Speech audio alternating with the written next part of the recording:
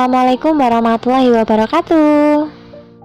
Nah, perkenalkan nama Ibu Mei Eka Prasasti. Di sini kita akan belajar bersama tentang tema 1 indahnya kebersamaan kelas 4, subtema 1 keberagaman budaya bangsaku pembelajaran ke-1. Yuk kita belajar bersama. Ibu ingatkan kembali ya, di sini kita akan belajar bersama tentang tematik tema 1 indahnya kebersamaan kelas 4 subtema 1 keberagaman budaya bangsaku pembelajaran ke-1 dengan kompetensi dasar bahasa Indonesia 3.1 mencermati gagasan pokok dan gagasan pendukung yang diperoleh dari teks lisan, tulis atau visual. 4.1 menata informasi yang didapat dari teks berdasarkan keterhubungan antar gagasan ke dalam kerangka tulisan. Dan juga ada kompetensi dasar ilmu pengetahuan sosial 3.2 mengidentifikasikan keragaman sosial, ekonomi, budaya, etnis, dan agama di provinsi setempat sebagai identitas bangsa Indonesia serta hubungannya dengan karakteristik ruang. 4.2 menyajikan hasil identifikasi mengenai keragaman sosial, ekonomi, budaya, etnis, dan agama di provinsi setempat sebagai identitas bangsa Indonesia serta hubungannya dengan karakteristik ruang. Apakah kalian semua sudah siap untuk belajar? Yuk kita langsung saja ke materinya.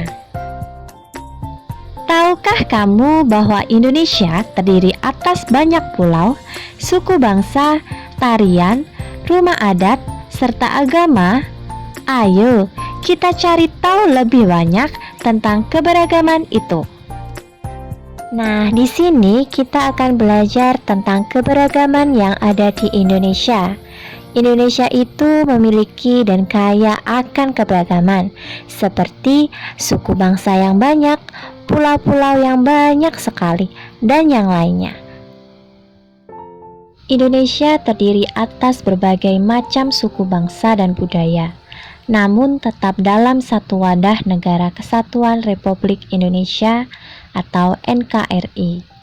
Keberagaman tersebut merupakan anugerah dari Tuhan Yang Maha Esa yang wajib kita syukuri. Berikut adalah bacaan tentang keberagaman budaya Indonesia.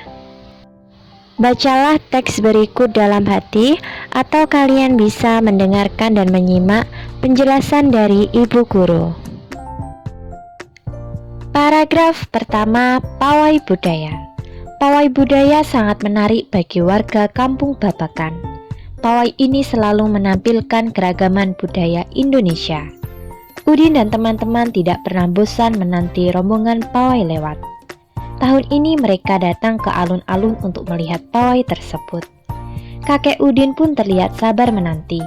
Terdengar suara gendang yang menandakan rombongan pawai semakin dekat. Paragraf kedua. Di barisan pawai terdepan terlihat rombongan dari Maluku. Rombongan laki-laki mengenakan kemeja putih, jas merah, dan topi tinggi dengan hiasan keemasan. Rombongan perempuan mengenakan baju jele. Baju ini terdiri dari atasan putih berlengan panjang serta rok lebar merah. Langkah mereka diiringi oleh suara tifa, alat musik dari Maluku. Bunyinya seperti gendang, namun bentuknya lebih ramping dan panjang. Budaya Maluku sangat unik dan menarik. Paragraf ketiga. Budaya Bali terkenal karena bunyi musiknya yang berbeda. Rombongan dari Bali membunyikan alat musik daerahnya cengceng namanya. Alat ini terbentuk seperti dua keping simbal yang terbuat dari logam. Nyaring bunyinya ketika kedua keping ini dipadukan. Paragraf keempat. Rombongan dari Bali diikuti oleh rombongan dari Toraja. Wanita Toraja memakai pakaian adat yang disebut baju poko. Rombongan laki-laki menggunakan pakaian adat yang disebut sepa talung buku. Rombongan Toraja membunyikan alat musik khas mereka, Pak Pompang namanya. Alat musik ini berupa suling bambu besar yang bentuknya seperti angklung. Unik bentuknya, unik pula bunyinya. Budaya Toraja sangat menarik untuk dipelajari. Paragraf kelima. Udin dan teman-teman senang melihat pawai budaya. Selalu ada hal baru yang mereka perhatikan setiap tahun. Pakaian adat dari berbagai suku di Indonesia selalu menyenangkan untuk diamati. Benar kata Ibu Udin, kebudayaan Indonesia memang sangat beragam, kaya, dan mengagumkan. Nah anak-anak, itu dia adalah bacaan pawai budaya yang dilakukan dan dilihat oleh Udin dan teman-temannya. Ada 5 paragraf yang tersedia di teks cerita pawai budaya tersebut. Setiap bacaan biasanya terdiri atas beberapa paragraf. Setiap paragraf memiliki gagasan pokok yang didukung oleh gagasan pendukung. Nah anak-anak, kita tahu bahwa paragraf adalah sebuah tulisan yang menjorok ke dalam. Setiap paragraf tersebut mengandung beberapa kalimat. Yang di dalam kalimat tersebut terdapat gagasan pokok dan gagasan pendukung. Nah, gagasan pokok adalah ide utama yang dibahas dalam suatu bacaan. Dapat berupa kalimat inti atau berupa pokok paragraf. Gagasan pendukung adalah uraian atau tambahan informasi untuk gagasan pokok. Nah anak-anak, yuk kita bersama-sama mencari dan belajar gagasan pokok dan gagasan pendukung dalam paragraf pawai budaya. Nah selanjutnya Ibu sudah menuliskan paragraf kedua yang terdiri dari 7 kalimat. Nah dari kalimat paragraf kedua ini kita akan mencari secara bersama-sama mana sih yang disebut gagasan pokok dan mana gagasan pendukungnya. Kita lihat di kalimat yang pertama, di barisan pawai terdepan terlihat rombongan dari Maluku. Lalu di kalimat kedua, rombongan laki-laki mengenakan kemeja putih, jas merah, dan topi tinggi dengan hiasan keemasan. Nah, kita lihat bahwa kalimat kedua itu masih menjelaskan tentang kalimat yang pertama. Berarti gagasan pokoknya terletak di kalimat pertama dan gagasan pendukungnya terletak di kalimat yang kedua. Kita lihat lagi kalimat ketiganya, rombongan perempuan mengenakan baju cele.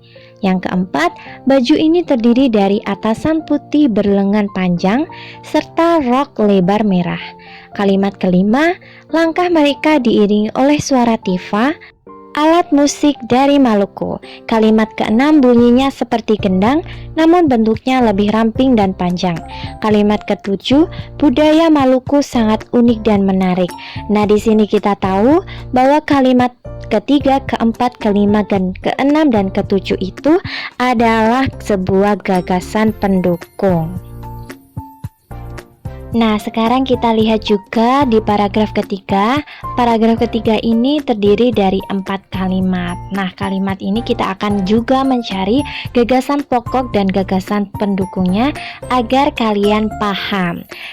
Di kalimat pertama, budaya Bali terkenal karena bunyi musiknya yang berbeda. Kalimat kedua, rombongan dari Bali membunyikan alat musik daerahnya, cengceng namanya. Nah, kalimat kedua ini menguraikan dari kalimat pertama, yaitu kalimat pertama ini disebut dengan gagasan pokok karena di situ dijelaskan bahwa bunyi musik Bali yang berbeda, dan kalimat pertama itu diuraikan kembali di kalimat kedua yang disebut gagasan pendukung.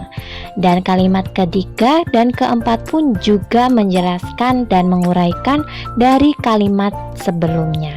Nah, begitu ya anak-anak. Indonesia adalah negara yang sangat beragam budaya, agama, dan bahasa daerahnya. Sebagai warga negara yang baik, kita wajib menghargai keberagaman tersebut. Nah, di situ sudah Ibu beri contoh gambar dari keragaman budaya Indonesia. Budaya Indonesia itu sangat banyak sekali, mulai dari pakaian adat, ada rumah adat, ada tarian adat, senjata daerah, pulau-pulau yang ada di Indonesia banyak sekali, dan yang lainnya. Indonesia memiliki 33 provinsi, yang mana provinsi tersebut memiliki keragaman budaya yang berbeda-beda. Nah, setelah ini Ibu akan memberikan contoh dari keragaman provinsi yang ada di Indonesia. Contoh pertama dari keragaman di Provinsi Jawa Timur tersebut tertera pakaian adat, tarian adat, dan juga rumah adat serta senjata tradisionalnya. Dan selanjutnya ada di Nangroe Aceh Darussalam, ada di DKI Jakarta, dan juga ada di Kalimantan Timur. Nah, di sini ada tertera keragaman yang ada di daerah tersebut. Gambar berikutnya ada di daerah istimewa Yogyakarta, ada di Bali, Sumatera Barat, dan juga Sumatera Selatan. Nah, juga tertera keragamannya ya. Nah, selanjutnya juga ada keragaman yang ada di Kepulauan Riau, ada di Lampung, dan juga ada di Sumatera Utara. Nah, dari gambar tersebut kita tahu bahwa Indonesia itu kaya dan keragamannya sangat banyak sekali. Gimana anak-anak? Sudah paham keragaman yang ada di Indonesia? Baik, semoga sudah paham semuanya. Jika kalian sudah paham dan juga mengerti keragaman yang ada di Indonesia, kalian juga boleh nih bertanya kepada teman-teman kalian. Nah, mereka itu berasal dari mana sih? Dari daerah mana? Budayanya apa? Pakaiannya apa? Rumah adatnya seperti apa? Bahasanya apa? Nah, setelah kalian tahu teman itu dari mana, kalian bisa menjawab pertanyaan-pertanyaan berikut. Pertanyaan pertama ada, apakah kalian semua berasal dari daerah asal yang sama? Jelaskan. Nah, teman-teman kalian itu dari daerah yang sama atau tidak? Jika tidak, maka tuliskan bahwa tidak, kita memiliki dan berasal dari daerah yang berbeda. Seperti ibu berasal dari Jawa, Jawa Timur, ataupun ada yang di Bali, teman kalian ada di Bali, ada di Jawa Tengah, ada di Maluku, dan yang lainnya. Pertanyaan kedua, apakah kalian mempunyai ciri khas daerah yang sama? Jelaskan. Nah, kalian teman-teman kalian yang daerahnya berbeda itu memiliki ciri khas daerah yang sama atau enggak? Tentunya tidak, maka tuliskan tidak, karena setiap daerah itu mempunyai ciri khas yang berbeda. Pertanyaan yang ketiga, bagaimana sikap yang seharusnya kalian tunjukkan terhadap perbedaan yang ada? Nah, sikap yang kita harus tunjukkan itu saling menghormati, saling menghargai, saling tolong-menolong, dan yang lainnya. Indonesia terdiri atas berbagai macam suku bangsa dan budaya, namun tetap dalam satu wadah negara Kesatuan Republik Indonesia atau NKRI. Keragaman tersebut merupakan identitas bangsa Indonesia yang membuat bangsa Indonesia dikenal sebagai bangsa yang memiliki kekayaan budaya, suku, dan agama yang berbeda-beda. Keragaman tersebut merupakan anugerah dari Tuhan Yang Maha Esa. Maka kita wajib mensyukurinya. Wujud syukur tersebut dapat dilakukan dalam bentuk sikap saling menghargai antar suku dan pemeluk agama atau kepercayaan yang berbeda. Nah, sekarang tuliskan pada kolom berikut apa yang telah kamu lakukan untuk menghargai perbedaan yang ada. Nah, anak-anak, kalian bisa menuliskan sikap untuk menghargai keberagaman yang ada di sekitar kalian. Nah, contoh pertama ini ada bermain bersama dengan teman yang berlainan agama. Contoh yang kedua, tidak mengganggu teman yang berbeda agama saat sedang beribadah. Yang berikutnya, tidak mengejek suku dan agama orang lain. Contoh selanjutnya, berteman dengan semua teman walaupun berbeda suku dan agama. Contoh yang kelima, memberi kesempatan teman untuk beribadah.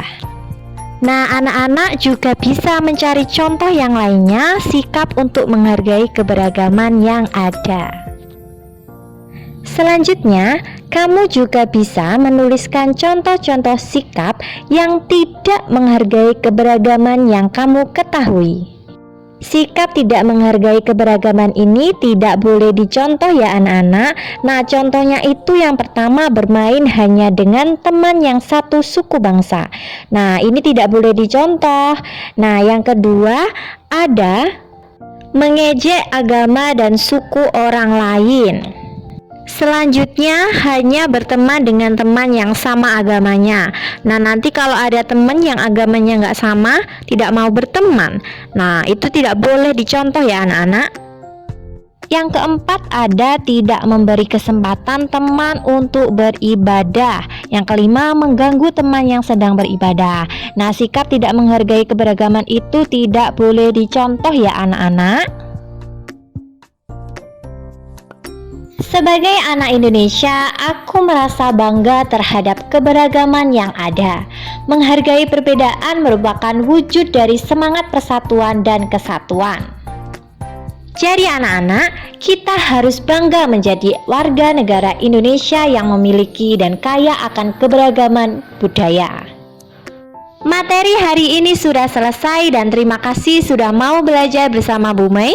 Semoga bermanfaat bagi kalian semua. Sampai jumpa. Wassalamualaikum warahmatullahi wabarakatuh.